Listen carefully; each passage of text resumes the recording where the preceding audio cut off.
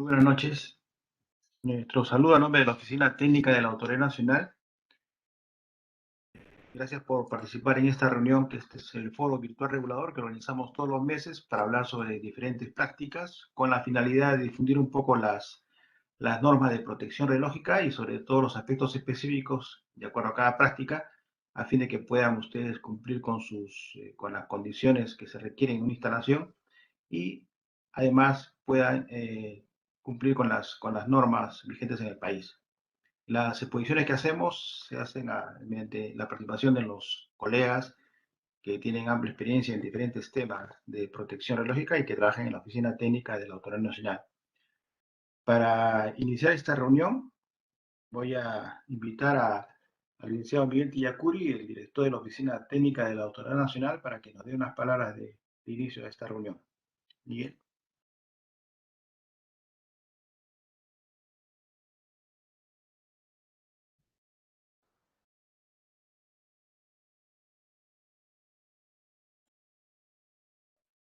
Hola, hola, ¿me escuchan? Buenas tardes. Sí. Bien. Estimados señores participantes, buenas tardes. Como lo acaba de mencionar el ingeniero Medina, esta es una sesión de charlas que se ha visto conveniente iniciar, ¿no?, a partir de este año, ¿no? Y como también ustedes saben, la Oficina Técnica de la Autoridad Nacional es una unidad orgánica del IPEN, ¿no?, con competencias para otorgar autorizaciones a toda organización que decida usar fuentes de radiación ionizante, ¿no? Y con competencias también para realizar inspecciones, ¿no?, y aplicar también medidas de coerción cuando se incumple la reglamentación o la normativa. Como bien lo decía el ingeniero Medina, esta es una forma también, pues, de poder acercarnos a los usuarios, ¿no?, a los administrados, que si bien es cierto, por ahí tienen ciertas inquietudes, ciertas dudas, ¿no?, a fin de, digamos, poder conocer también, ¿no?, esto. Con cierta preocupación, justamente hemos notado que estas organizaciones, o sea, ustedes, los administrados, conocen poco el accionar de la OTAN, ¿no? En ese sentido, se ha creído conveniente lanzar este foro, a fin de que conozcan los procedimientos que realizamos nosotros, el caso de las autorizaciones, el caso de la fiscalización también, conozcan aspectos técnicos a tener en cuenta para mejorar, ¿no?, las condiciones de protección y seguridad en los establecimientos donde trabajan, y conozcan también las normas técnicas existentes o las que puedan prepararse, ¿no?, digamos, en el tiempo.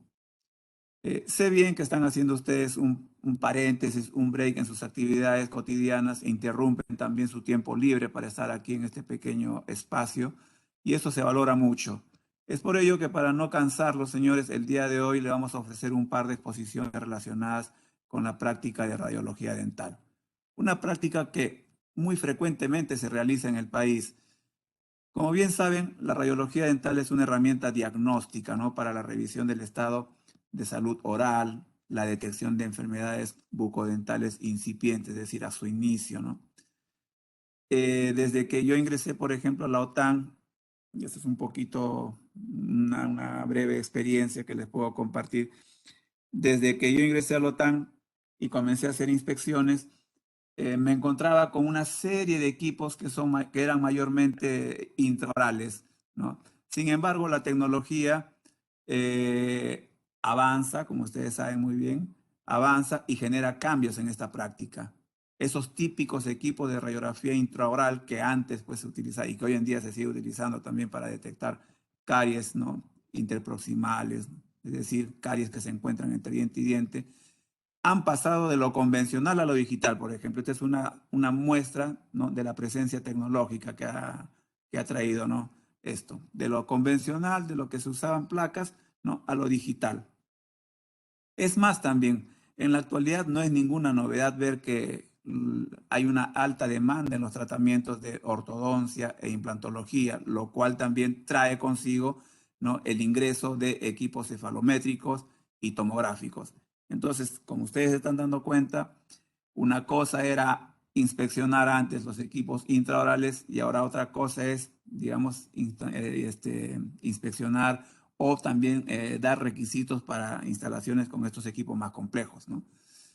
Además, también se nota de que el ingreso de estos nuevos equipos en las instalaciones dentales genera también cambios en las instalaciones. cambios que pueden significar incrementar equipos en una instalación o también moverlos de una dirección a otra. En esas circunstancias, bien saben ustedes, a veces los usuarios se preguntan, ¿no? ¿Qué hago ahora con este nuevo cambio? ¿Cómo procedo ante la autoridad? ¿Saco un nuevo registro de instalación? ¿Lo modifico? ¿Cuáles son los requisitos?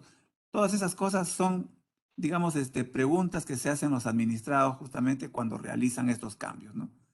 Bueno, sin más preámbulos, voy a dar paso a los disertantes que tendrán a bien compartir con ustedes sus experiencias y seguramente atenderán las consultas que ustedes les puedan formular en el transcurso de la charla, ¿no? Muchas gracias. Gracias, Miguel. Bien, para iniciar esta reunión vamos a invitar a la licenciada Yasmín Paraguay. Ella es físico, tiene un diplomado en protección radiológica, una maestría en física médica, está estudiando la maestría en docencia universitaria y trabaja algunos años ya en la Oficina Técnica de la Autoridad Nacional. Ella nos va a hablar acerca de los requisitos de seguridad y protección radiológica de los equipos de rayos X dental. Yasmín, por favor. Muchas gracias, ingenieros. Buenas tardes con todos.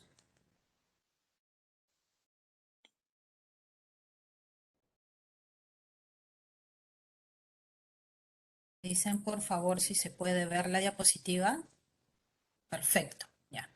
Muchas gracias con todos. Gracias, Miguel, por la presentación. Ingeniero Medina, también por la pequeña introducción. Vamos a empezar hablando un poquito sobre los equipos de rayos X. Conocer todos los equipos que competen, en este caso, el uso de radiología dental. Luego vamos a ver los aspectos de seguridad radiológica, protección radiológica, la normativa, ya en ese tramo, y después procederemos a ver la inspección.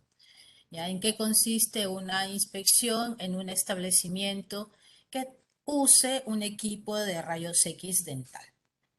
Entonces, procedemos. La radiología dental es uno de los procedimientos, ya como lo mencionó Miguel, ya es uno de los procedimientos radiológicos más comunes para poder obtener una imagen diagnóstica dependiendo del tipo de equipo que vamos a utilizar. Una imagen diagnóstica dental, una imagen diagnóstica maxilofacial, cráneo completo, ¿no? En el cual vamos a tener como herramienta la radiografía. Que la radiografía nos va a permitir ver, ya sea de manera digital o en película radiográfica, esta imagen. ¿Ya? Entre ellos, entonces, vamos a tener equipos de diagnóstico dental, equipos dentales. ¿Cuáles son? Los intraorales. Los más comunes en nuestro país son equipos que son utilizados para visualizar una pieza dental en su totalidad, colocando una película radiográfica dentro de la boca, de la cavidad vocal.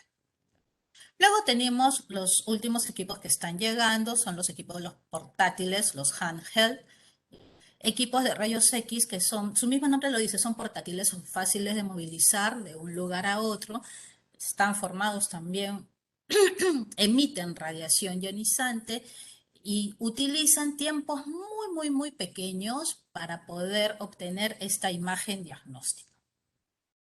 Tenemos también los equipos panorámicos, que estos equipos nos van a permitir visualizar un escaneo completo de extremo a extremo de toda la estructura de la cara, especialmente de la mandíbula. Maxilares superiores, inferiores, toda la mandíbula. Tenemos los equipos cefalométricos, que son especialmente utilizados para la visualización y medición, ¿ya?, de las radiografías en el cráneo, o sea, todo el cráneo en sí, cráneo completo.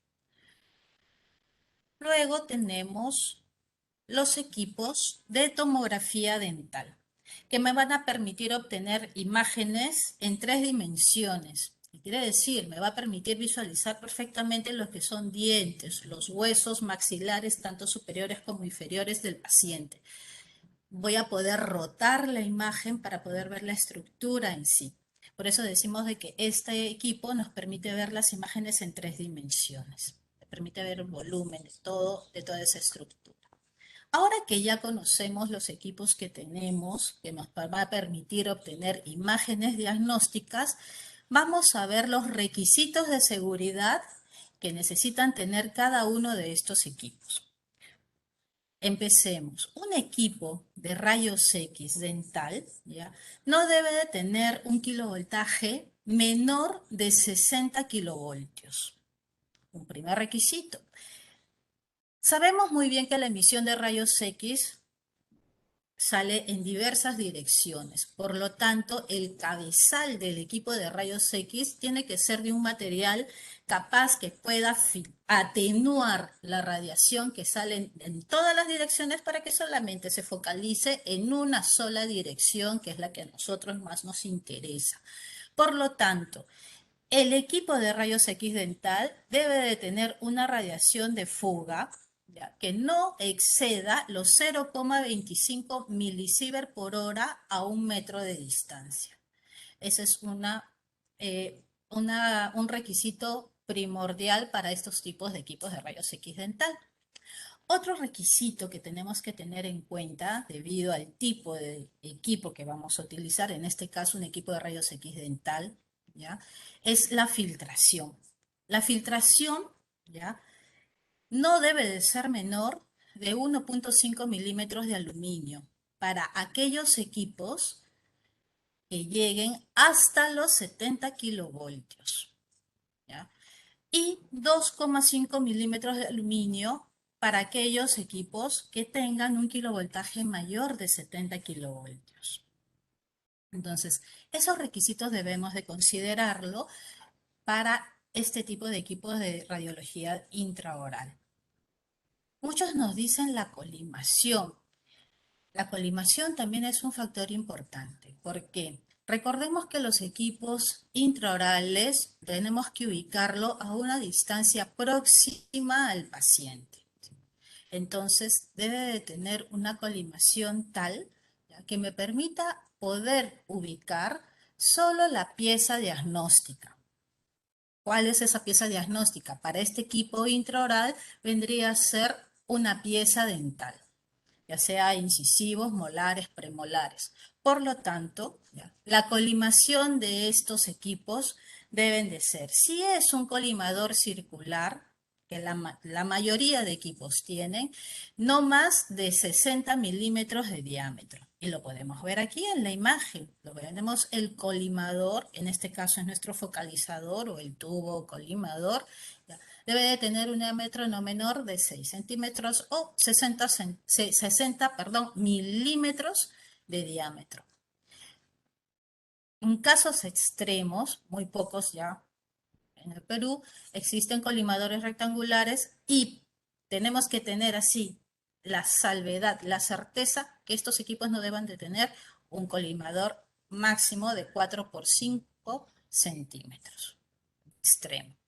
Los colimadores de estos equipos también tienen que ser de salida abierta y de ser muy precisos en la distancia foco-película. Esta distancia foco-película no debe de ser menor de 20 centímetros, especialmente para aquellos equipos que operan con kilovoltajes iguales o mayores a 60 kilovoltios.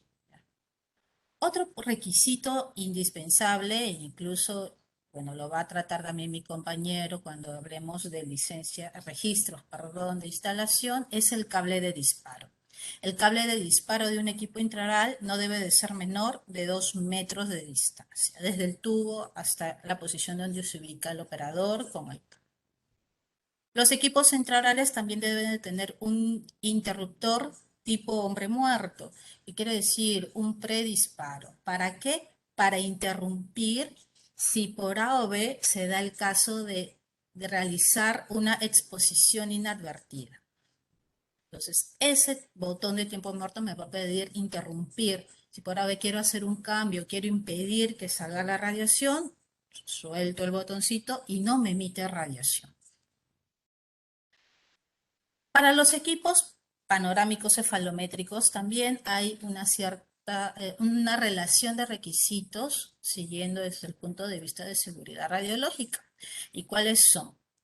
Estos equipos ya tienen unos kilovoltajes fijados que tienen un rango específico. Están entre los 60 a 90 kilovoltios aproximadamente, ¿ya? Y una intensidad también de miliamperaje fija. No podemos dejar pasar por inadvertido la radiación de fuga, ya que hemos visto que es un factor indispensable de nuestros equipos. Por lo tanto, la radiación de fuga para estos equipos panorámicos cefalométricos no debe de ser mayor de 1 miligray hora a 1 metro de distancia. Entonces, es un factor también importante. Si nosotros deseamos también posicionar al paciente, ya estos equipos deben de tener esas características, deben de tener herramientas para poder posicionar al paciente y poder colimar el haz, ya sea automático o ya sea un colimador manual, pero me va a permitir hacer una colimación y que esta colimación no sea mayor de 5 milímetros. Como estoy colimando al paciente, debe de tener también un punto o un indicador luminoso para yo poder determinar la zona que voy a irradiar. Entonces, este diafragma luminoso, ¿ya?, me va a permitir determinar el área óptima de interés. Entonces es indispensable que esté funcionando porque va a ser una herramienta de ayuda como operador para poder determinar esta área que es muy importante. ¿Qué más? Deben de contar con interruptores, obviamente para determinar la exposición al cabo del tiempo que nosotros estemos preseleccionando. Recordemos que estos tipos de equipos podemos variar el kilovoltaje. En algunos equipos panorámicos cefalométricos me va a permitir inclusive también seleccionar el miliamperaje, pero no es una selección muy amplia, son 2 o 3 valores de miliamperaje o en algunos casos solamente un valor de miliamperaje que ya es fijo, pero el tiempo sí lo puedo variar. Entonces debe de tener este tipo de interruptor al cabo que termine el tiempo prefijado de disparo. Y para los equipos portátiles handheld, si nosotros lo vemos, son equipos que emiten también radiación. Son muy pequeñitos, parecidos, vamos a decir, a esas cámaras fotográficas antiguas que teníamos, y colocamos, pero ¿qué característica debe de tener estos equipos? Primera característica fundamental es que deben de ser aprobados por la Administración de Alimentos y Drogas de los Estados Unidos, la FDA, y también tiene que haber sido aprobado por el CE, la Comisión Europea. Bueno, y otras instituciones competentes, ¿ya?, de nuestro país para poder tener la autorización de ser de uso, en este caso, a beneficio de los pacientes, para salud, ¿ya? Y lo más importante que debe de tener estos equipos es lo siguiente, el blindaje, ¿ya? El blindaje que deben de tener estos equipos portátiles o estos handheld no deben de ser menor de 0,25 milímetros de plomo equivalente. ¿Por qué? Para poder atenuar por completo la radiación dispersa que este equipo puede generar. Entonces, debe de tener este tipo de filtración. ¿Por qué mencionamos esto? Porque por ser portátil, ya me estoy de repente adelantando un poquito, pero por ser portátil, estos equipos caben por accidente, se nos cae, se nos quiebra, ¿sí o no? Entonces, puede tener una pequeña fisura. Entonces, ya quebró esa seguridad que tenía de tener la filtración, o mejor, perdón, el blindaje. Entonces ya no es recomendable su uso. ¿Por qué? Porque puede ser que por esa pequeña fisura o por esa pequeña rajadura o hendidura que ha tenido, ¿ya?, no me esté atenuando la radiación dispersa como vino de fábrica. Entonces, por eso son muy delicados en ese aspecto, hay que tener mucho cuidado, ¿ya?, en el uso de estos equipos.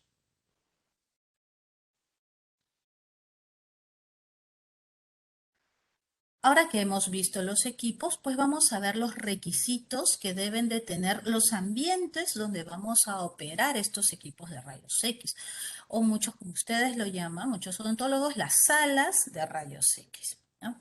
Las salas de rayos X deben de contar con un espacio tal que yo pueda trabajar tranquilamente, ¿ya? Sin ninguna interrupción. ¿Y qué pasa cuando nosotros tenemos dos equipos en un mismo ambiente? Tenemos que trabajar, ¿ya?, en orden. ¿A qué me refiero en orden? Que no podemos trabajar o hacer disparos en ambos equipos de un modo simultáneo. Tenemos que esperar y tomar un paciente para luego terminar con este paciente y empezar a tomar al otro paciente. Y si por A o B haya una emergencia, no se pueda trabajar en turno, sino que tengo que tomarla, es muy imperativo tomarla así en dos pacientes, pues debo de tener unas barreras de protección, ¿ya? Barreras de protección entre ambos. ¿Qué barreras me van a decir? Pues un biombo plomado entre ambos equipos. No es recomendable, vuelvo a repetir, no es para nada recomendable. Siempre es bueno trabajar primero un paciente, terminamos con un paciente y continuamos con un segundo paciente. ¿Qué más? Las salas donde operan estos equipos de rayos X deben de poseer también barreras estructurales sólidas que me puedan permitir proteger a aquellas personas que se encuentren fuera de estas áreas o en las áreas colindantes, ¿ya? Estos ambientes también deben de tener señales reglamentarias, deben de mostrar en una zona que sea visible estas señales reglamentarias. ¿Y cuáles son? En primer lugar, la señal reglamentaria de radiación. Es una señal de advertencia. Y la segunda señal reglamentaria que podemos colocar, ¿cuál es? Es la señal reglamentaria de mujer embarazada. Estas señales deben de estar ubicadas en una puerta de acceso o en una barrera que sea visible en todo el ambiente cerca al equipo de rayos X para que pueda advertir, ¿ya?, que emite radiación o advertir también a las pacientes, mujeres que puedan estar embarazadas y advertir al odontólogo o a la persona que va a tomar este examen radiológico, tener el cuidado necesario para tener este diagnóstico, ¿no? ¿Qué más tenemos que tener en consideración? Las zonas de revelado. ¿Por qué? Sabemos muy bien que las películas radiográficas son sensibles a las radiaciones ionizantes. Entonces, la zona de revelado debe de estar ubicada en un lugar, ¿ya?, en un ambiente capaz que permita manipular sin ninguna dificultad y obtener así una imagen diagnóstica en óptimas condiciones. Entonces, ese cuidado nosotros también debemos de tener. Saber ubicar nuestra sala de revelado, si fuera un equipo tomográfico, panorámico, cefalométrico, o nuestra cajita de revelado para nuestros equipos intraorales, ¿no? Colocarlos en un ambiente donde las radiaciones ionizantes, en este caso la radiación dispersa de nuestro equipo de rayos X, no afecte la calidad de la imagen. Cuando nosotros estemos realizando exposiciones radiográficas, solo se debe de mantener el paciente, ¿ya?, y la persona que va a operar el equipo de rayos X.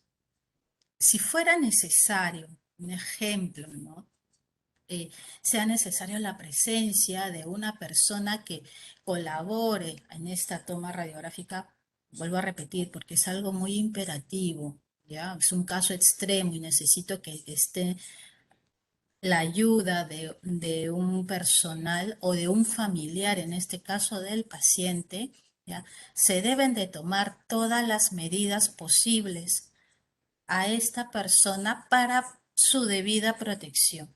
¿A qué me refiero? Me refiero a que esta persona,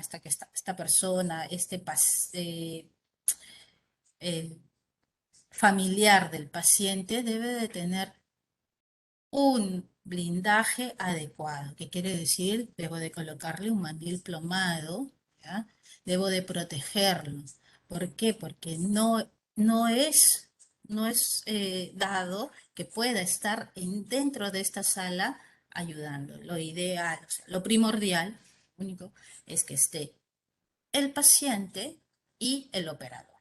¿Ya? Caso extremo, vuelvo a decir, puede ser que esté un familiar, pero es un caso extremo, ¿sí? De extrema urgencia y debo de colocarle a esta persona, a este familiar o a este ayudante toda la protección debida. Para equipos intraorales, por ejemplo, ¿ya? El operador debe de protegerse ubicándose no menos de 2 metros de distancia del equipo de rayos X.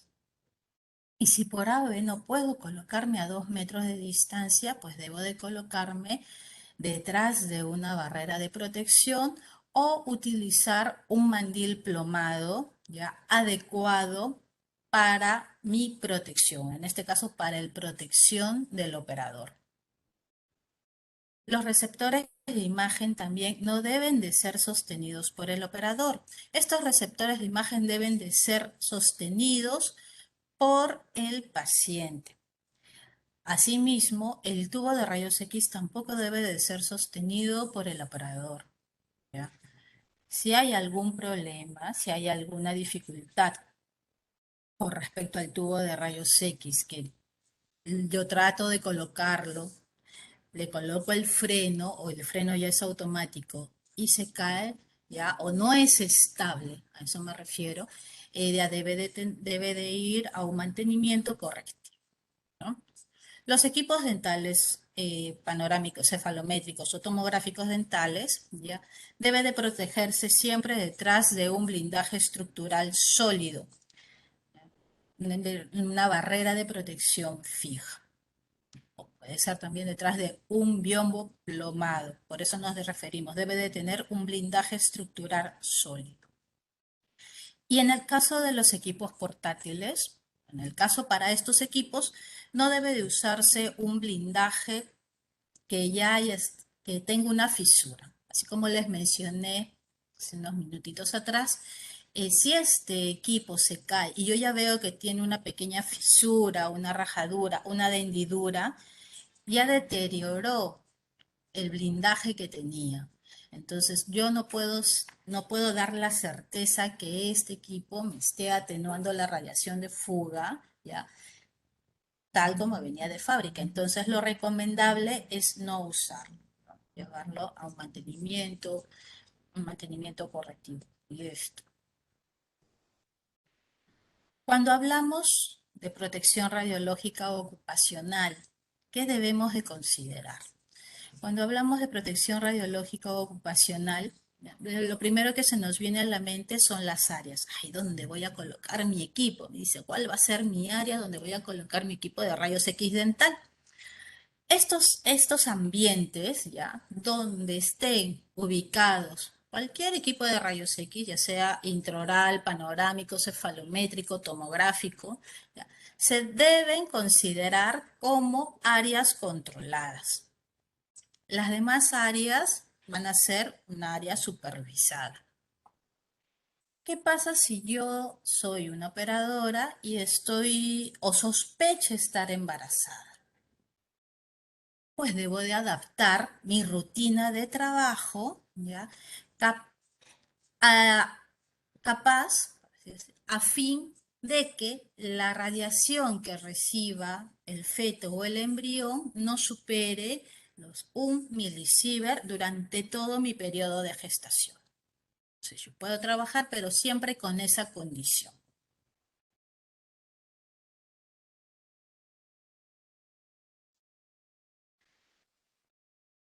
Pero estamos hablando de ocupacional, noción no, seguridad, protección radiológica ocupacional. Y nos han enseñado que para poder trabajar en protección radiológica yo debo de cumplir los principios de protección radiológica. En radiología dental cumplimos esos principios de protección radiológica. ¿Cómo? Primer principio, la justificación. Sabemos muy bien que los exámenes de radiología dental deben de ser realizados, ¿ya?, bajo una prescripción médica. En este caso, deben de ser realizados bajo la prescripción de un profesional odontólogo colegial. Y todo examen radiográfico debe de tener esta prescripción. ¿Ya? Primer principio. Nosotros trabajamos realizando o cumpliendo con este principio, sí, todos lo podemos hacer. Segundo principio, la optimización. Lo primero que siempre nos dicen, optimización. Optimizar mis dosis tan bajas como razonablemente sean posibles. O muchos nos dicen, sí, siguiendo el principio Alara. Sí, perfecto. Pero también hay otras formas de poder optimizar. ¿Cómo? Las señales reglamentarias. Por ejemplo, si nosotros colocamos un aviso visible, ya sea de una señal de protección, como la vemos aquí, esta pequeña, vamos a colocar, perdón, vamos a colocar nuestro punterito, ahí está. Como vemos, esta señal amarilla, una señal reglamentaria de protección, ¿ya?, nos advierte. Yo lo coloco cerca de mi equipo y lo primero que veo, el triangulito con el trébol, ya me va a decir, mira, radiación. Uno ya está alerta, está advirtiendo. ¿Y por qué? Porque le puede indicar ciertas cosas al odontólogo, como cuáles. Si es mujer, doctor, disculpe, yo creo que estoy embarazada. Por eso también es muy bueno colocar el cartelito de si usted cree o sospecha estar embarazada, comunique al odontólogo. También es una señal reglamentaria, las pone la alerta a las mamitas, a las mujeres, bueno, que están embarazadas o que sospechen estar embarazadas. Entonces, esos carteles de advertencia, ¿no? Igual también para los varones, ven un triángulo, un trébol de radiación, no, esto es radiación, sí. Les puede decir, inclusive, y no me voy a proteger, o sea, me va a colocar, empiezan a preguntar seguro, le va a preguntar muchas cosas al odontólogo por curiosidad, ¿no? ¿Por qué? Porque está advertido. Esa es una forma de poder optimizar. Optimizar la dosis que yo le puedo dar. Advierto a mi paciente. Más aún para el caso de las mujeres que estén o consideren estar embarazadas. Les advierte. Entonces, como odontólogos, operadores, ustedes ya conocen a la paciente y toman sus precauciones, ¿no?, para proteger a quién, para proteger al bebé que se encuentra dentro de la pancita de la mamita, ¿no? El feto, el embrión. Tenemos que protegerlo. ¿Qué hago? Le coloco su mandilito plomado para disminuir la dosis que pueda tener este ser que está dentro de la mamita, ¿no? ¿Qué más? Las exposiciones en las mujeres embarazadas. ¿Qué me ocurre? De repente yo tengo una paciente que ya viene en un periodo de gestación, pero trae, ¿sí o no?, una prescripción médica indicando que necesita sacarse una radiografía. Perfecto, le tomo la radiografía, pero debo de aplicar todas las medidas de protección radiológica necesarias. Para proteger a la mamita, no, vuelvo a repetir, para proteger al embrión o al feto. Necesito minimizar las dosis, ¿ya?, a este pequeño ser para protegerlo, porque sabemos muy bien que está en un periodo, ¿sí o no?, de división celular constante, todavía no está muy diferenciado su ciclo celular. Entonces, es radiosensible, debemos de protegerlo. Y ahí es donde nosotros podemos optimizar nuestras dosis. Y tercer punto para optimizar, ¿cuál es? El control de calidad. Los equipos de rayos X, todos los equipos de rayos X deben de ser sometidos a un control de calidad. ¿Ya? ¿Cuándo? Cuando son nuevos, antes de iniciar su operación, ¿ya?, cada 3 años, y luego de un mantenimiento correcto. ¿Por qué es importante entonces este control de calidad? Porque me va a permitir optimizar la dosis. ¿Por qué? Porque me va a dar una referencia de la eficiencia que tiene este equipo. Entonces, el control de calidad también es una herramienta de optimización. ¿Y quién lo debe de realizar? Lo puede realizar una persona natural o jurídica, pero debe de estar autorizado por la Oficina Técnica de la Autoridad Nacional. Entonces, si me dicen que el control de calidad es una herramienta de optimización, entonces, ¿qué es el control de calidad? El control de calidad es un conjunto, ¿ya?, de pruebas que me van a permitir, ¿ya?, verificar si este equipo se mantiene, ¿ya?, en un desempeño dentro de las tolerancias permitidas, bajo ciertos protocolos, ¿ya?, de control de calidad. Entonces, ¿qué es lo que me va a dar? Me va a dar una verificación mediante un conjunto de pruebas que va a tener. ¿Y cuáles son esas pruebas que yo voy a poder verificar para ver si mi equipo mantiene un desempeño óptimo? En primer lugar, vamos a verificar en un control de calidad la colimación. ¿Qué quiere decir? El tamaño del campo de este focalizador o de este cono colimador, ¿ya? Luego vamos a poder determinar si la tensión del tubo mantiene un desempeño en exactitud y repetibilidad. El tiempo de exposición, tanto en exactitud como repetibilidad. El rendimiento de la tasa, el rendimiento y la tasa de dosis o kerma en aire, tanto en repetibilidad como en linealidad. La filtración total del equipo. La dosis entrada a superficie. Aquí es donde queríamos llegar.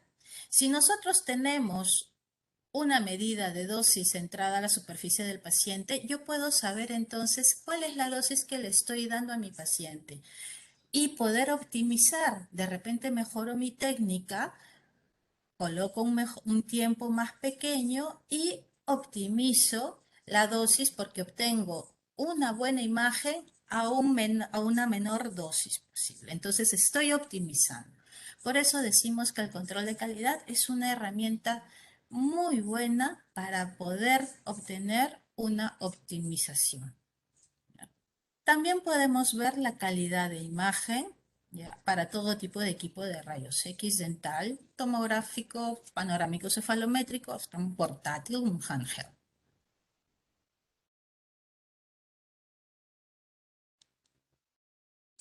Y el tercer principio que tenemos es la limitación de dosis, ¿no?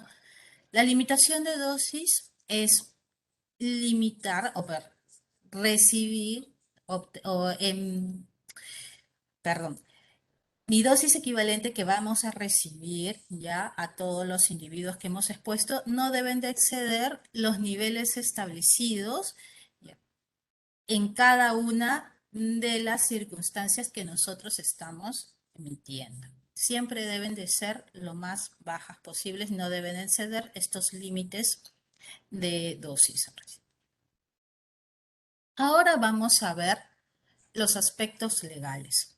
Sabemos muy bien que en radiología dental no hay una norma específica para poder discrepar al respecto. Pero tenemos una ley, tenemos la ley 28028, ¿ya?, que es la ley que regula el uso de fuentes de radiaciones ionizantes y por ende un reglamento de ley 28028, en el cual nos va a indicar cuáles son las infracciones que estamos cometiendo, ¿no?, el tipo de sanción, ¿ya?, la sanción y el tipo de infracción que estamos realizando. Esto conlleva a tener también los registros de instalación, ¿ya?, que son las autorizaciones que va a tener cada uno de nuestros equipos de rayos X dental y las licencias individuales como operador de equipos de rayos X dental. Todo esto forma parte de un marco regulatorio. Entonces, cuando nosotros hablamos de registros, ya nos referimos a quién. No solamente a la autorización, sino a todos los documentos que nos indica o hacen referencia al uso regular de fuentes de radiaciones ionizantes. ¿Qué nos referimos con esto? Debemos de tener un registro de instalación emitido por la Oficina Técnica de la Autoridad Nacional que autoriza el uso de estos equipos.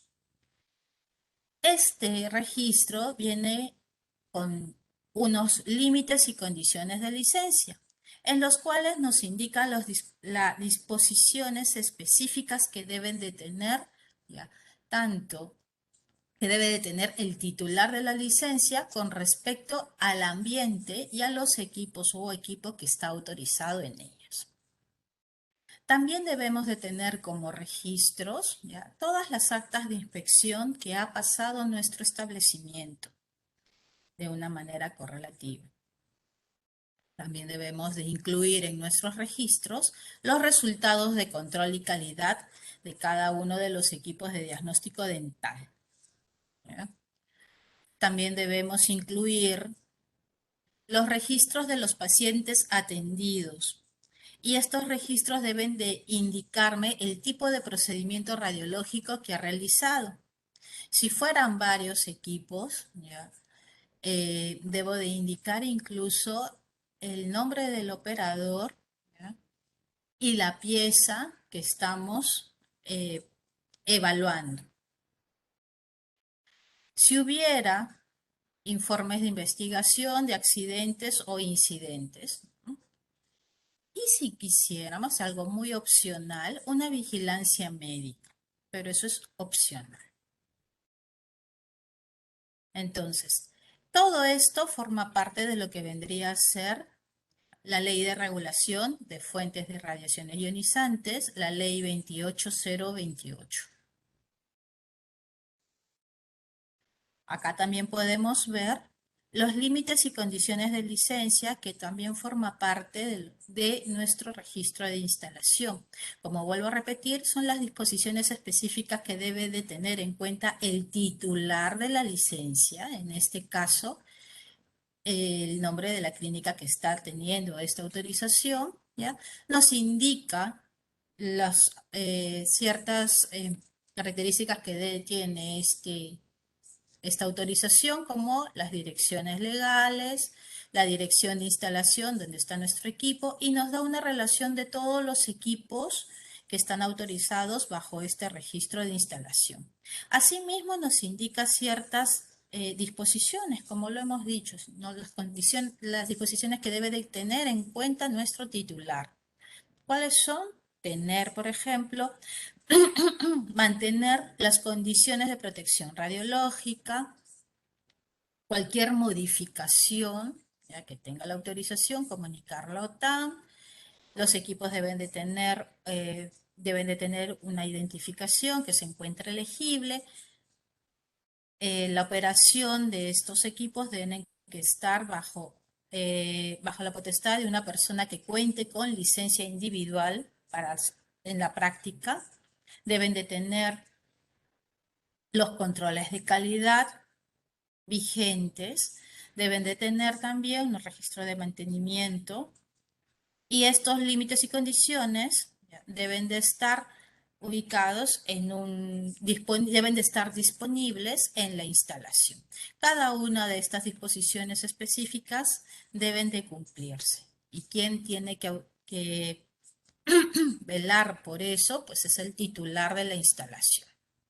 Tiene que cumplir. La licencia individual también está dentro como uno de los requisitos de nuestro marco legal. ¿Y qué es? Es una autorización que me permite realizar la operación de estos equipos de rayos X dentales. Como lo podemos ver, va a indicar mi apellido paterno, el apellido materno, el nombre de la persona que va a estar autorizada, y me va a indicar la actividad que está autorizada. ¿Cuál es? Operación de diagnóstico dental con rayos X. me indica la fecha de emisión y la fecha de caducidad. ¿Solamente el operador de rayos X dental debe de tener una licencia individual? No. Como bien claro lo dijimos, una licencia me va a permitir operar todo tipo de fuentes de radiaciones ionizantes en función a la categoría que estamos solicitando. Por ejemplo, si hay una persona, un personal que va a hacer mantenimiento de nuestros equipos de rayos X dental, esta persona de mantenimiento también debe de tener una licencia individual. Asimismo, las personas que hacen o que realizan, perdón, el control de calidad de nuestros equipos. Estas personas, este personal también debe de tener una licencia individual vigente y que autorice la práctica. Si esta persona o si tenemos de repente en nuestro establecimiento una persona que no cuente con esta licencia individual, ¿ya? Puede operar los equipos siempre y cuando esté supervisado por otra persona que sí cuente con la licencia individual, como parte de un entrenamiento. Entonces, si nosotros nos hemos dado cuenta, hemos revisado cada uno de los puntos de protección radiológica y hemos visto el marco regulador que compete a todo lo que vendría a ser radiología dental. Entonces, si hay una ley, hay un reglamento de ley. Por lo tanto, el reglamento de ley nos va a indicar ya todas las posibles infracciones que nosotros podemos cometer por el mal, por no cumplir, ¿ya? Nos va a indicar la calificación que esta infracción conlleva y la sanción. Entonces, en radiología dental podemos tener como posibles infracciones, ¿ya? Obstaculizar o impedir las labores de inspección, siempre y cuando una persona del organismo de la Oficina Técnica de la Autoridad Nacional, del ente regulador, vaya a hacerle una visita y no quieran brindarle las facilidades posibles, ¿no? Estamos cometiendo una infracción si no le permitimos el ingreso. O no comunicar o ocultar un evento radiológico, ¿ya? O impedir obtener información acerca de este. También puede llevar a una infracción. La deficiencia de la seguridad de nuestro equipo. Por ejemplo, se nos cae de repente el equipo portátil. Uy, pero yo sigo operando. Estamos utilizando un equipo que no tiene una seguridad en su blindaje. Estoy ocultando algo, una infracción. Exponer a trabajadores por encima de los límites, no capacito bien a mi personal y entrego dosis elevadas, posiblemente. Y así sucesivamente tengo varias infracciones, incluso también aquellas que se encuentran dentro de los límites y condiciones de licencia. ¿Qué quiere decir? Yo no cumplo los requerimientos indicados en los límites y condiciones de licencia. También forma parte de lo que vendría a ser una infracción. Por lo tanto, tiene una calificación de leve y una sanción. ¿Por qué estamos mencionando todo esto? Porque cuando nosotros vamos a hacer inspecciones, pues vemos que el establecimiento de radiología dental cumpla con las condiciones de protección radiológica para el buen uso de estos equipos. Entonces tenemos que ver todos estos puntos. Y es allí donde entra lo que vendría a ser las inspecciones. Las inspecciones, ¿ya?, pueden ser de diversos tipos. ¿Pero qué es una inspección? Una inspección consiste en una visita autorizada una visita a nuestra instalación autorizada para evaluar si este establecimiento cumple, ¿ya?, la reglamentación y las condiciones que implica su autorización. ¿Qué quiere decir? En el caso de radiología dental, ¿ya? Vamos a inspeccionar el establecimiento y verificar, ¿ya? Inspeccionar si el establecimiento cumple los límites y condiciones, ¿ya? Que me indica esa autorización. Entonces nosotros vamos a ver si verdaderamente está indicado todo lo de nuestros límites y condiciones cumple. La identificación, el control de calidad, las barreras de protección, todo lo que implica ello. Entonces, el usuario nos debe de dar todas las facilidades para poder obtener esta información y verificar si esta seguridad radiológica se está cumpliendo. Entonces, existen tipos de inspecciones. ¿Y cuáles son esos tipos de inspecciones? 3. Las inspecciones pueden ser inspecciones por autorización. ¿Y cuáles son? Son inspecciones que se van a realizar como parte de un proceso de autorización. Hay algo que no queda claro en la declaración, en el formulario para registro de instalación que ustedes han presentado. No está del todo claro, hay algo acá. Bueno, ¿vamos a hacerle una inspección? Bueno, podemos hacerle. Vamos y constatamos, ¿no? Si es cierto lo que ustedes nos indican, la barrera no me queda muy seguro, no me queda muy fijo, no la entiendo muy bien, vamos, y se hace una inspección para verificar todos los medios de protección que ustedes están declarando. La segunda puede ser una inspección especial.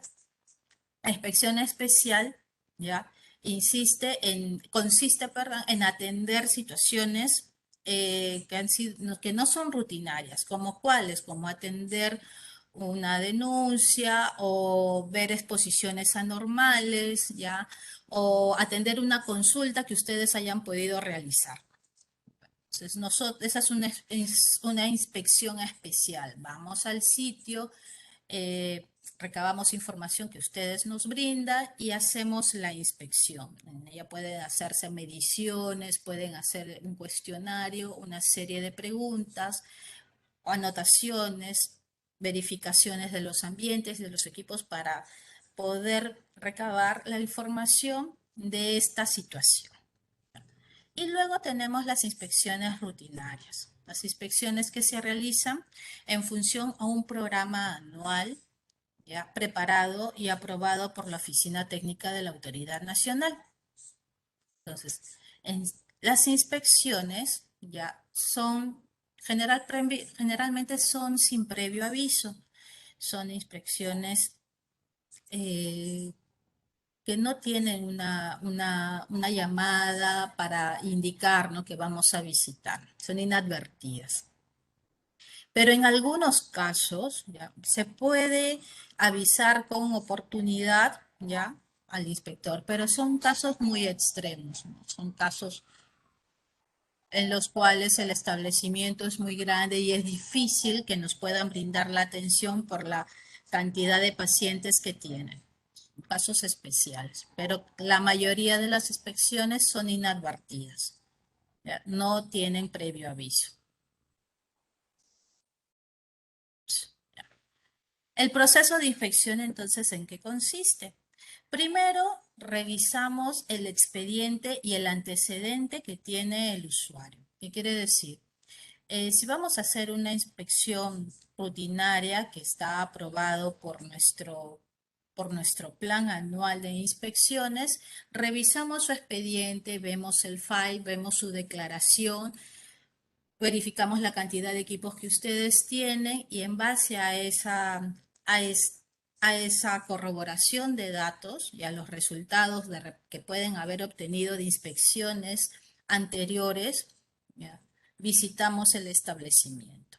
¿Ya? Asimismo, llevamos una lista de chequeo, ¿ya?, para verificar si cumplen con todo lo indicado, tanto en el registro de instalación que ustedes presentaron para obtener la autorización ya respectiva, ¿ya?, y otros puntos más de seguridad radiológica que he mencionado anteriormente.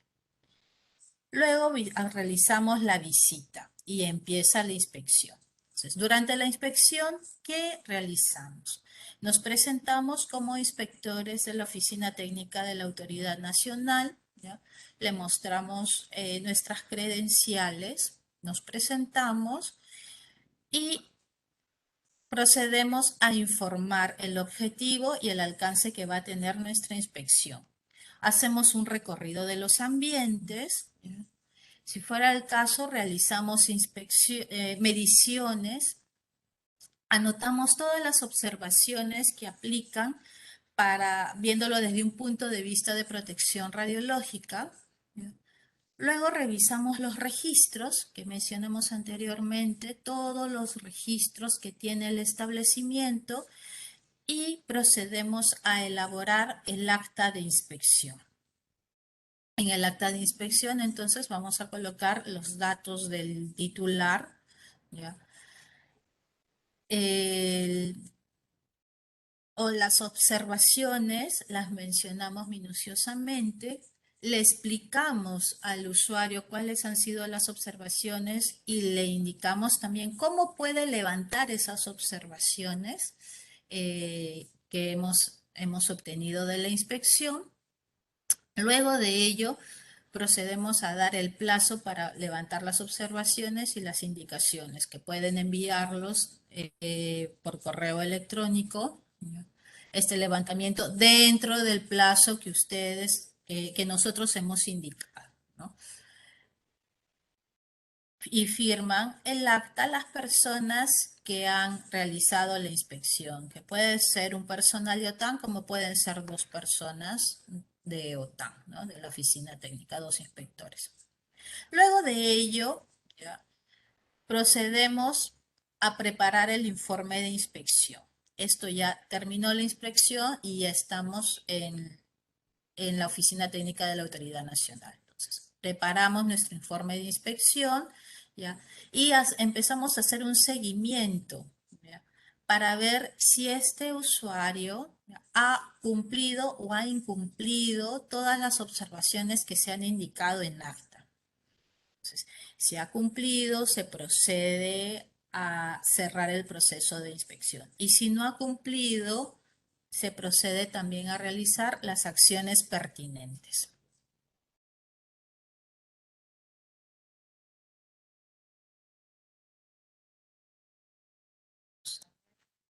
El acta de inspección. Como vuelvo a repetir, cuando culminamos de hacer la inspección en un establecimiento, ¿ya?, mencionamos el resumen de todos los hallazgos que hemos obtenido, ¿ya?, las observaciones de la inspección. Entonces, el acta es una evidencia de ello. Esta acta nos va a indicar de forma clara y legible el día que se está realizando la inspección, el nombre del establecimiento donde estamos realizando la inspección, la ubicación, la dirección donde está instalado el equipo, el nombre de las personas que están realizándola y como representante de la instalación, y colocamos las observaciones respectivas en un espacio considerable. Luego colocamos los requerimientos, lo que nosotros estamos solicitando y en el tiempo que deben de levantar estas observaciones. La firma tanto del el dueño, de representante de legal del establecimiento y la firma y el nombre del inspector o de la inspectora en este caso. Si el usuario hiciera o notara algunas observaciones, lo puede hacer. Hay un espacio para que el usuario pueda indicar alguna observación de esta inspección, ¿ya?, y con ello se estaría cerrando.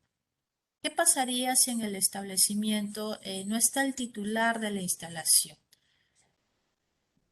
O no se puede realizar la inspección del establecimiento. ¿Qué se hace? Bueno, se coloca también, ¿no?, en observaciones, no se pudo realizar la inspección, ¿ya? Y corroboramos con la firma y el nombre de un testigo de la inspección. Entonces, en esto consiste el acta. La copia original del acta será entregado al usuario. Nosotros nos quedamos con el acta original. La copia lo tiene el usuario para que pueda conocer todas las observaciones que ha llevado su inspección, que conlleva su inspección, para que pueda subsanar esas observaciones. Y aquí es donde nosotros mostramos el checklist que forma parte de esta inspección. El checklist, bueno, su mismo nombre lo dice, es una hoja de chequeo, es una fuente de chequeo para nosotros poder determinar cuáles son los puntos que el usuario no cumple o cumple. Y consiste en lo siguiente. Vamos a ver, perdón, ahí está. Colocamos en la primera parte que son los datos generales del usuario, que quiere decir el nombre del titular, la dirección, ¿no? El número de registro de instalación si tiene y las fechas tanto de emisión como de caducidad. Y si fuera el caso que tuviera más registros, pues colocamos el número total de registros que este establecimiento puede tener. Luego verificamos los puntos que competen a lo que vendría a ser protección radiológica. ¿Y cuáles son? Si los cirujanos dentistas o los operadores cuentan con licencia individual, ¿ya? Si todos los equipos están incluidos dentro del registro de instalación, si ha habido cambios en el local, ¿ya? En función a los ambientes donde se encuentran los equipos de rayos X. Con respecto a la protección radiológica, verificamos si cuenta con un número suficiente de mandiles plomados. Y quiere decir, si hay mandiles plomados para el operador, para el paciente o para una persona que se encuentre o que tenga que ayudar a la toma radiográfica, ayudando al paciente para su movilización, ¿no? Si hay procedimientos también de protección radiológica y si estos se encuentran disponibles en el establecimiento, si están disponibles para el operador. También vemos las responsabilidades y los registros que este establecimiento cuenta. ¿Y cuáles son? Pues verificamos si tiene las autorizaciones respectivas, las inspecciones correspondientes a todas las que se han realizado, los registros de todas las licencias individuales, los controles de calidad, tanto sus informes como los certificados, los registros de pacientes atendidos y los procedimientos radiológicos, ¿no? Todo ello nosotros tenemos que verificar si se encuentran disponibles dentro del establecimiento. Asimismo, verificamos también la relación de equipos que puedan tener. Y en cada uno de ellos, ¿ya?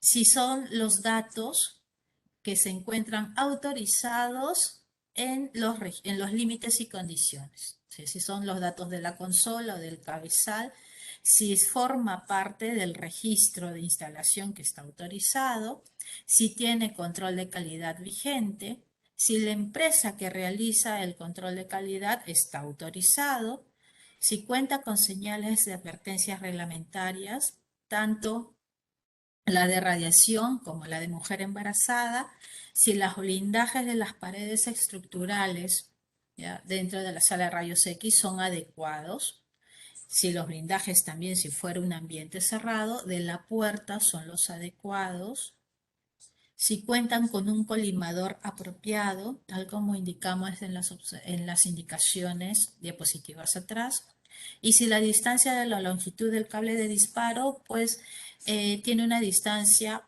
mayor o igual a los 2 metros. Entonces, todo esto forma parte de nuestra lista de chequeo. Como pueden ver, tiene la fecha de la inspección y la firma y nombre de los inspectores que realizan esta inspección. Todo en base a los principios de protección radiológica que mencioné con anticipación. Ya, ahí está. Entonces, las observaciones de las inspecciones debemos de tener en cuenta lo siguiente, que son casi la mayoría, ¿no? Los establecimientos no cuentan con registros de instalación, ¿no? Las personas que realizan imágenes radiográficas pues, deben de poseer licencias individuales, pues es una observación, no muchos lo tienen, solamente muestran de repente que no están actualizadas, no están vigentes, no poseen los medios de protección radiológica suficientes para las circunstancias que se pueden dar, que quiere decir mandiles plomados, collarines, o no lo usan. No cuentan con señales reglamentarias ni de mujer embarazada. También hay muchos establecimientos que no lo tienen o solamente tienen una de ellas. No tienen, la que predomina es la señal reglamentaria, la del trébol, ¿no? La de radiación, pero no cuentan muchos con la señal de mujer embarazada. Y ya hemos visto que es una herramienta para optimizar la dosis. No cuentan con registros. Muchos de los establecimientos no tienen un registro tanto de sus pacientes, de las tomas radiográficas que hace, como de los demás registros que pueden ser los certificados de control de calidad, ¿ya? O si los tiene, ya se encuentran vencidos o de repente han adquirido equipos nuevos y no lo han manifestado la Oficina Técnica de la Autoridad Nacional, que quiere decir que no lo han declarado. Entonces, no tienen autorización sus equipos nuevos. Entonces, ahí hay una observación al respecto. No poseen un programa también de protección radiológica. Muchos establecimientos no cuentan con este programa y deben de estar al alcance tanto del operador o de todo el establecimiento en sí. Tampoco poseen un programa de mantenimiento preventivo o correctivo. Entonces, estas son las observaciones muy comunes que se presentan en una inspección en los establecimientos de radiología dental. Eso sería todo. Muchas gracias. Muchas gracias, Yasmín. Bien, para complementar esta parte del tema de radiología dental y ver algunos aspectos relacionados con las inspecciones, con las evaluaciones, sobre todo, vamos a invitar al licenciado Jorge Herrera, él es químico de la Universidad Nacional Mayor de San Marcos, es especialista en protección radiológica en instalaciones radiactivas y es evaluador de instalaciones también en la Oficina Técnica de la Autoridad Nacional. Así que, Jorge, por favor.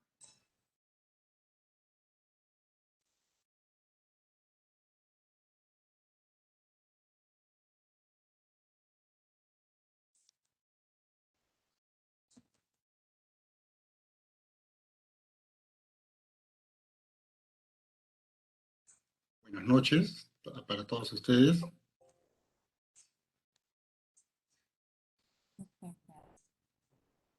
¿Se escucha y se observa bien? Sí, está muy bien. Ok, gracias. Buenas noches nuevamente. Vamos a hacer una exposición sobre la autorización de registro de instalación para diagnóstico dental con rayos X. Previo a ello, hemos escuchado la exposición de la licenciada Yasmín Paraguay, en la cual ha manifestado muchos o varios de los temas que vamos a ver a continuación, con la salvedad de que su trabajo consiste en lo que es inspección, o sea, en probar o en evidenciar, ¿no?, el cumplimiento de los reglamentos y de, bueno, normas no hay en este caso, ¿no? Y lo declarado por el titular de la licencia o el responsable, o el administrado, cuando ha obtenido su registro de instalación para diagnóstico dental, radiodiagnóstico dental con rayos, perdón, diagnóstico dental con rayos X, ¿no? Bueno, se conoce sobre la aplicación de los rayos X en radiología dental, perdón, en diagnóstico dental y la utilidad, ¿no? Mi compañera también ha expuesto sobre la aplicación de los exámenes radiológicos dental y los equipos utilizados para ello, ¿no? Se menciona de que estos equipos, normalmente, el uso de estos equipos originan una exposición, ¿no? A la radiación de los pacientes, del público, de los operadores, ¿no? Hay que mencionar también que los exámenes dentales representan el 21% del total de exámenes radiológicos a nivel mundial, ¿no? Aproximadamente son 520 millones al año, ¿no? Y es la cantidad mayor de aplicaciones de radiología, perdón, de exámenes con rayos X médicos, ¿no? En este caso, para esta práctica, las dosis individuales y los niveles de riesgo son bastante bajos. Sin embargo, no se puede dejar de considerar de que estos existen y no se puede dejar de lado su potencial peligro para la salud de las personas, la seguridad. Nosotros en la OTAN, en la Oficina Técnica de la Autoridad Nacional, en los últimos 4 años se han recibido solicitudes para obtener registros de instalación. Lo que se les muestra a continuación en las barras verdes es los registros otorgados a nivel de diferentes años, desde el 2018 hasta el 2021. Sin embargo, cuando han habido solicitudes, también han habido observaciones a los registros, a las solicitudes, debido a diferentes o cuando se han hecho las evaluaciones, se ha verificado que no hay un cumplimiento adecuado de lo solicitado, ¿no? En algunos casos, prácticamente en casi todos los casos, las observaciones han sido levantadas por los administrados o por los usuarios, ¿no? Y posteriormente procediendo a otorgarles su registro solicitado, ¿no? Las cantidades o las cifras que ven acá son bastante aproximadas. El 2020, bueno, a raíz de la pandemia hubo un debate, un retroceso, una disminución en lo que es tanto las solicitudes, ¿no?, al otorgamiento de este tipo de registros.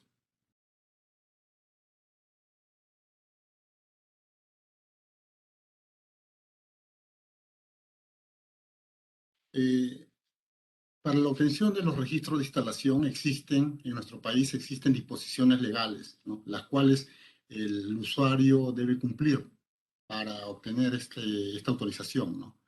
De por medio están la ley 28028, que es la ley que regula el uso de fuentes de radiaciones ionizantes, su reglamento, ¿no?, el reglamento de seguridad radiológica y el texto único de procedimientos administrativos, que es el TUPA del IPEN, ¿no?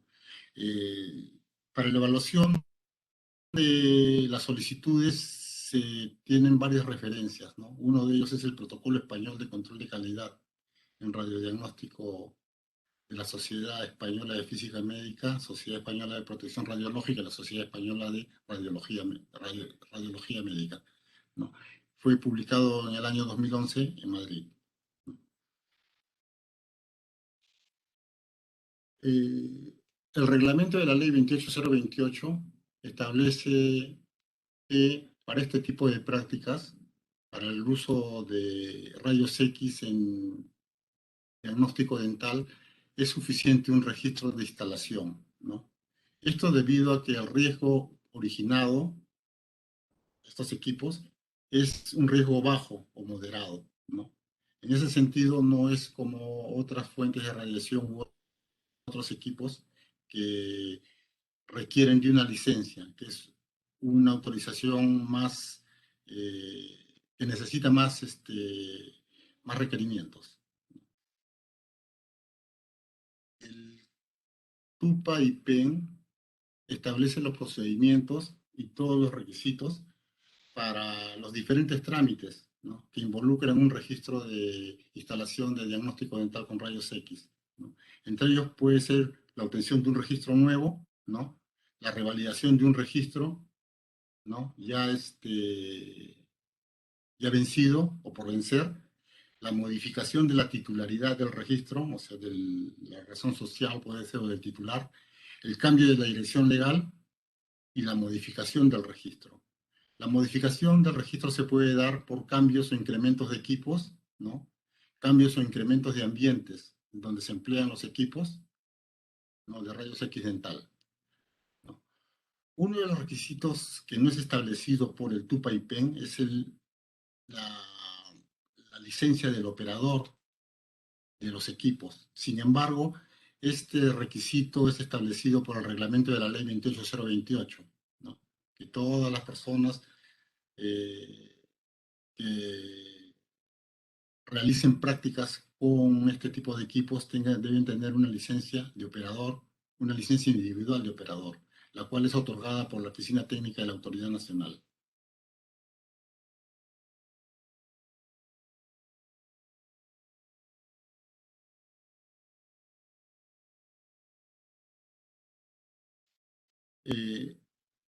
A continuación les presento el flujograma de lo que es todo el trámite para obtener la autorización, perdón, el registro de instalación para esta práctica, ¿no?, la que finalmente junto con el registro se asocia lo que es los límites y condiciones del registro, sobre el cual mi compañera también ha hablado, ¿no?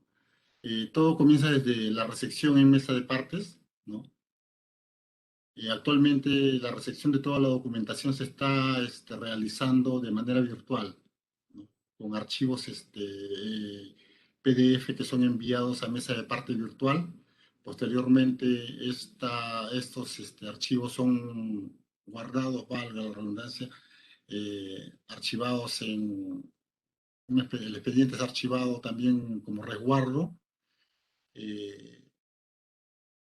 Luego es entregado o trasladado al evaluador, ¿no? Lo que hace el evaluador es evalúa la solicitud, ¿no?, y una vez terminada esta, la deriva a la jefatura del Departamento de Autorizaciones, ¿no?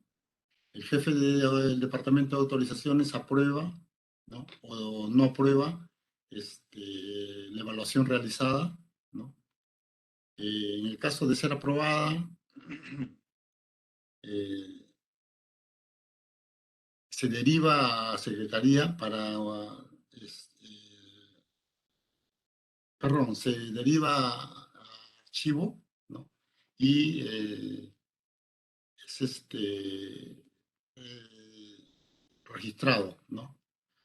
Enseguida es derivado a Secretaría, donde se prepara la resolución, ¿no? Posteriormente la resolución es derivada al asesor legal, quien hace una revisión legal y un visado de la resolución directoral, ¿no? Y esta es trasladada o enviada pasa al jefe del Departamento de Autorizaciones, ¿no?, donde también él visa los límites y condiciones y los deriva al director de la OTAN. El director de la OTAN firma la resolución directoral y el registro y los límites y condiciones, ¿no? Estos documentos son escaneados, ¿no?, y entregados a mesa de partes, quien posteriormente hace el envío a través del correo electrónico al administrado, ¿no?, quien presentó la solicitud desde el principio.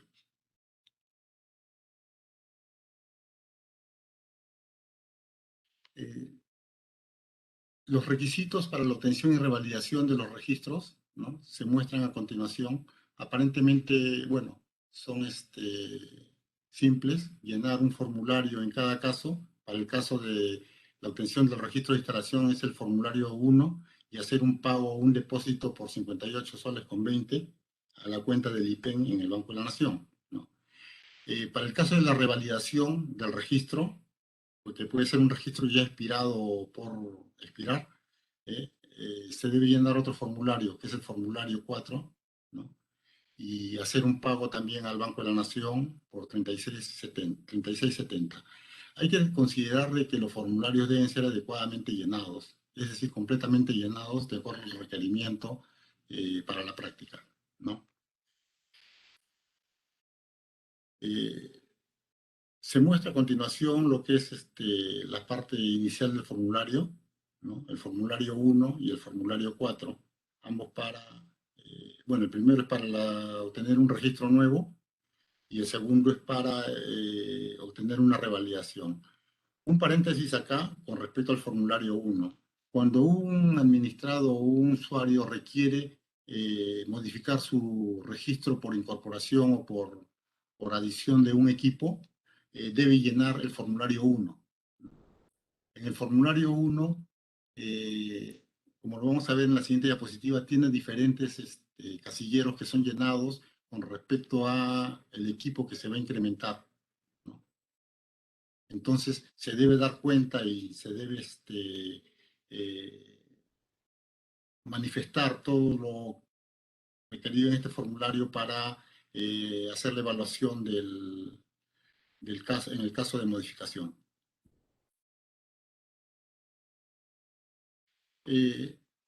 Aquí les estoy mostrando un paralelo de los formularios, tanto el formulario 1 como el formulario 4, ¿no?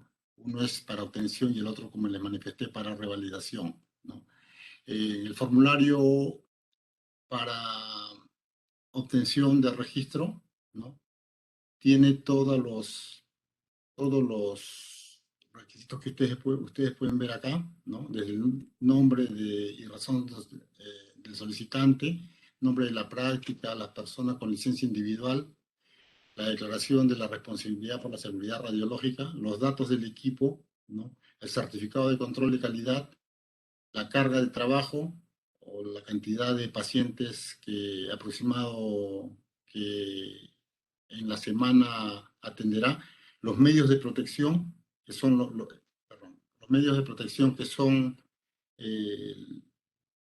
tanto para el operador, para el público y para el paciente, ¿no? Los ambientes o las dimensiones del ambiente, donde se va a usar el equipo, las barreras, los materiales, los espesores, los blindajes adicionales que puedan existir. Cuando se trata de una revalidación, muchos de estos datos ya no son necesarios, porque lo que debe hacer el administrado es una declaración jurada que no está variando las condiciones ni las características de la instalación ni los medios de protección, ¿no? También debe hacer una declaración de cumplimiento de los límites y condiciones del registro.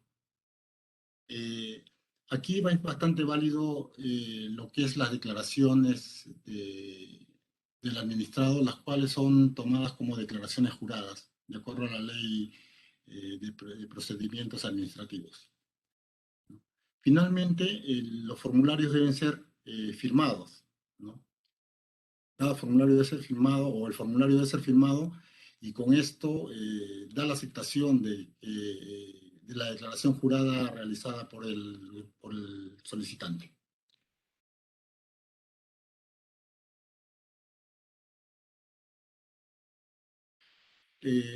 Con respecto al control de calidad, en las solicitudes para obtener las licencias, los registros de instalación, no es necesario la presentación de un certificado de control de calidad, pero sí es necesario que declaren que el equipo tiene un control de calidad.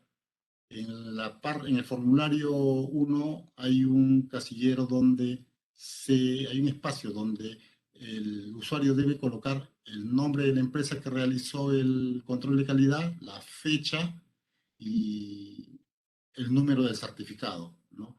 Para esto hay empresas autorizadas por el IPEN o por la OTAN que se dedican o realizan el control de calidad de los equipos para radiodiagnóstico dental. Pueden ver las 10 empresas autorizadas, ¿no? Entre ellas está el IPEN, que dan este tipo de servicios. Sobre los requisitos de seguridad, mi compañera, la licenciada Yasmín Paraguaya, ha hecho una exposición sobre eso, pero bueno, hay algunas partes que no está de más señalarlas con respecto a los equipos, ¿no? Estos deben tener o deben satisfacer la norma, ¿no?, de IEC, de la Comisión Electrotécnica Internacional, u otra de equivalencia similar, ¿no? Los equipos deben estar totalmente identificados. ¿no? Con marcas o placas de difícil remoción, ¿no? En ellos deben estar anotado el nombre, perdón, la marca, el fabricante, el modelo o tipo y el número de serie. Es una forma de identificar el equipo, pues el equipo se es registrado por la OTAN en su base de datos, ¿no? Sobre el cumplimiento de los requisitos de seguridad, bueno, se debe considerar los requisitos de los equipos, de la sala de rayos X y los requisitos operacionales. Esto se ha visto en la exposición anterior por mi compañera. Y bueno, se les manifiesta, se les recalca que nuevamente que los equipos deben contar con un certificado de control de calidad, ¿no?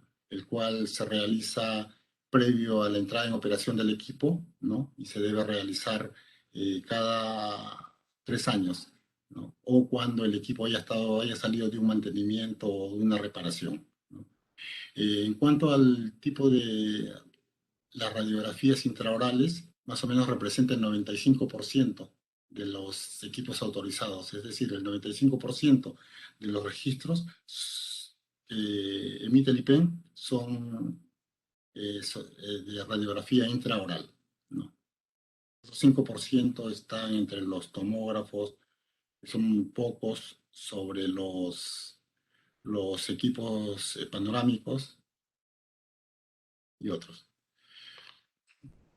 Con respecto a la sala de rayos X dental, ¿no? Se colocan algunas características como lo que es deben tener sus barreras estructurales sólidas y permanentes, dimensiones adecuadas, como para que el operador pueda movilizarse sin ningún inconveniente, las señales reglamentarias que también la licenciada Paraguay ha manifestado, y el blindaje suficiente, de ser el caso, entre salas adyacentes, ¿no?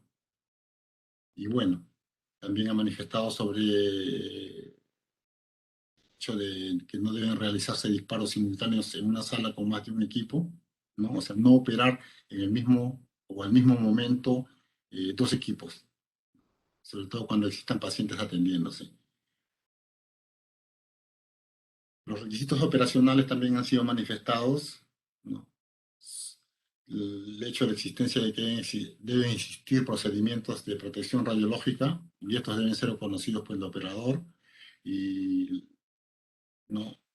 En la exposición radiográfica también solamente el paciente debe permanecer en el ambiente donde se realiza, ¿no? Los equipos intraorales deben tener un cable de disparo de 2 metros o más. Esto garantiza, la distancia garantiza la protección del operador, ¿no? Y bueno, en el caso de los equipos cefalométricos o tomógrafos dentales, se requiere que exista un blindaje estructural sólido y de espesor adecuado que pueda atenuar las radiaciones, ¿no? Que puedan afectar al público que se encuentra en la parte externa del ambiente, ¿no?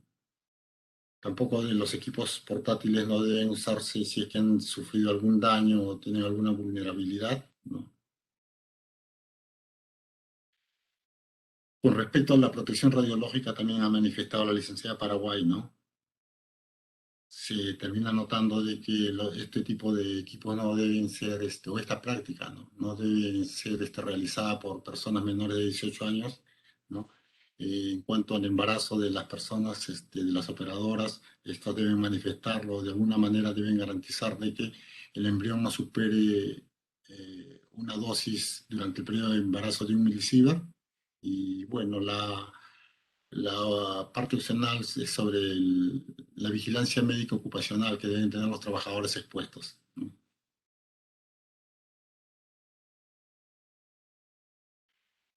También ha manifestado la licenciada Paraguay sobre la protección radiológica del paciente, ¿no? Con respecto a la justificación, a la optimización, a la investigación de exposiciones médicas incidentales, si es que hubiera, ¿no? En el caso de que haya algún equívoco en lo que es una exposición a una persona que no corresponde, ¿no? también ha manifestado sobre los registros de las disposiciones médicas, ¿no? Deben existir las prescripciones de los exámenes, deben estar registrados los datos del paciente, el tipo y la cantidad de exámenes médicos de exámenes aplicados, ¿no? El nombre del operador y del médico prescriptor del examen. En la exposición al público se debe garantizar de que el acceso a las salas o a los ambientes donde están los equipos esté controlado, ¿no? Normalmente quien controla esto es el operador. La exposición al público no debe ser mayor a 1 milisievert por año, ¿no? Esto se garantiza con las adecuadas barreras o los blindajes de ser necesarios, ¿no? Y sobre todo para el público que se encuentra en la parte externa del ambiente donde se opera el equipo, ¿no?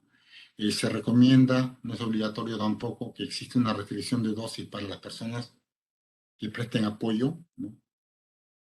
Esta restricción de dosis debe ser menor a 5 milisievert por año.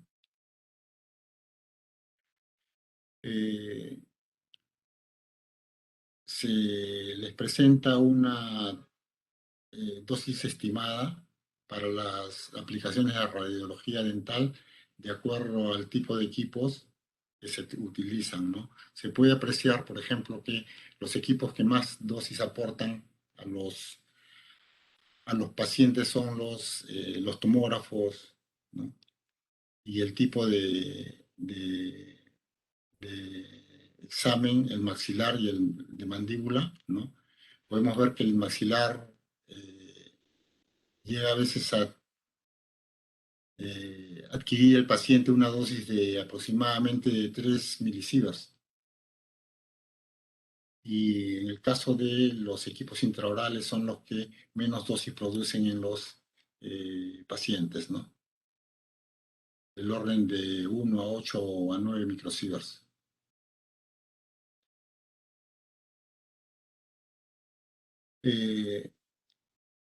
Después de realizar todo el trámite y el proceso de autorización, se obtiene el producto final, que es el registro de instalación. Lo podemos ver acá, ¿no? En el cual figuran el número del registro y los datos con respecto al expediente que ha tratado, el número de la resolución y la fecha de vencimiento del mismo, ¿no? El nombre del titular, el domicilio legal, ¿no? El domicilio o el lugar de la instalación, ¿no? La práctica, ¿no? Las fuentes de radiación, en este caso, ¿no? Y los límites y condiciones que son anexos al registro, ¿no?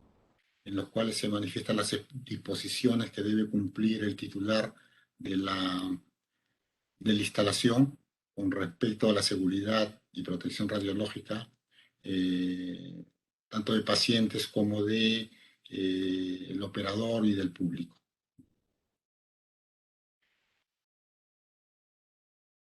Bueno, eso prácticamente es todo, ¿no? Aquí se adjuntan algunas referencias porque no hay norma para este tipo de prácticas, ¿no? Entonces, las referencias son bastante útiles debido a que son a partir de ellas que se realizan a partir de ellas y de las normas legales que se realizan las evaluaciones para la emisión de este tipo de registros. Gracias, Jorge. Gracias por su atención, ¿no? Estoy a Gracias, disposición. Jorge. Vamos a proceder con algunas preguntas que nos han hecho por el chat. Yasmín ha revisado ya las preguntas, así que, por favor, Yasmín.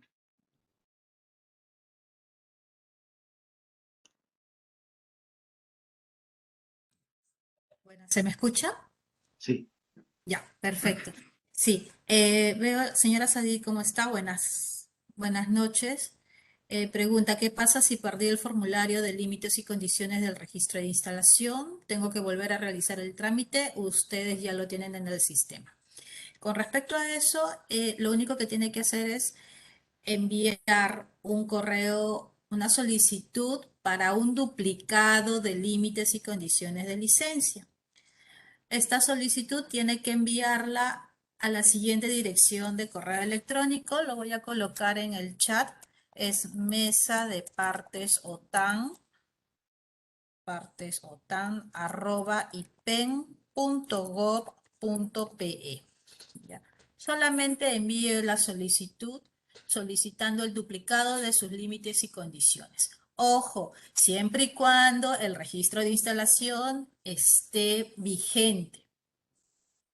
Porque si ya caducó, de repente ha caducado el año pasado o está próximo por caducar, sería entonces mejor que realice la revalidación de su registro de instalación. Ahí sí tendría que presentar todos los requisitos tal como indica el TUPA. El formulario de revalidación, el formulario número 4 y el pago correspondiente por cada equipo que usted tiene autorizado en ese registro de instalación. Espero haber respondido su pregunta, señora Sadik. Muchas gracias, licenciada. Otra pregunta que veo en el chat ¿es necesario el uso de dosímetro personal en radiología intraoral? En radiología intraoral no, porque las condiciones de trabajo para este tipo de equipos es una condición de trabajo tipo B. Entonces, la dosis equivalente anual es improbable que exceda los 3/10 de los límites anuales permisibles. Entonces, no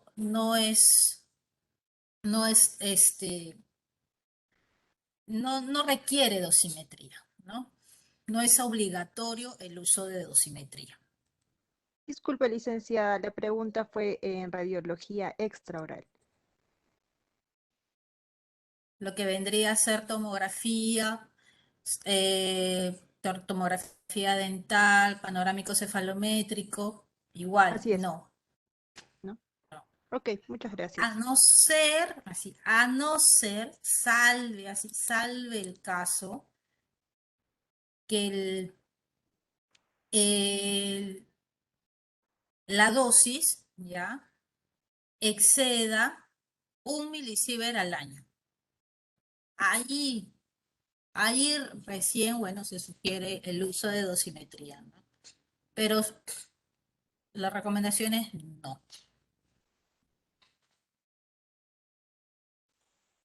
Ok, muchas gracias, licenciada. No veo más preguntas. Sí, no veo más preguntas, ingeniero.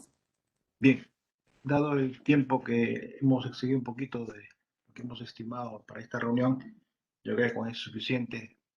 Y cualquier cosa, ya tienen la dirección electrónica, que nos pueden escribir para cualquier consulta. Bueno, muchas gracias, Yasmín, muchas gracias, Jorge. Gracias a ustedes por participar y como saben, cada mes tenemos una charla sobre diversos temas relacionados con protección legal de diferentes prácticas. Hasta la próxima oportunidad. Hasta luego. Muchas gracias con todos. Buenas noches. Muchas gracias, muy agradecidos. Participación, buenas noches.